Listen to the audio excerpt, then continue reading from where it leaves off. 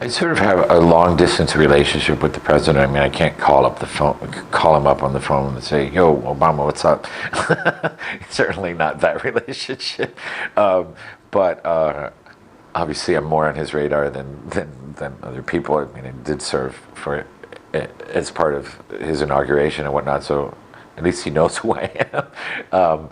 But it's interesting because during the inauguration, you don't really get to have much contact with the president because it's all very chaotic, and it's just sort of this big, this big sort of celebration, but it's like it goes by very quickly. So I was invited in May, after the inauguration in May of 2013, to meet with him in the Oval Office, and I went with my partner Mark, and that's really was the beginning of somewhat of a relationship. And we got to talking a little bit about writing, a little bit about everything, and things like that. I've done other events. I've done events with Mrs.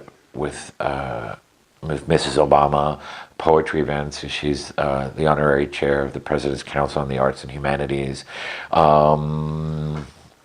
Fundraisers, things like that. So I've been sort of at an arm's reach distance from him, and I try not to suffocate him with anything. So the latest sort of interaction was when when the announcement of normalization of relations with Cuba in December of 2014, right? I did write him a letter a couple months later, after I was able to process everything and expressing my thoughts with him, and sort of connecting with him, and I told him I'd love to go to Cuba with you someday, so you never know.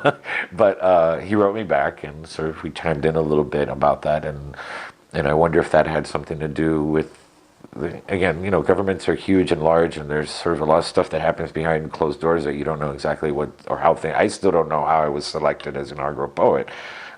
So I've been able to. I feel like I can reach out to the president and will be somewhat heard. But certainly we're not. It's not like someone I can call on the phone and things like that. Still great respect and distance that I have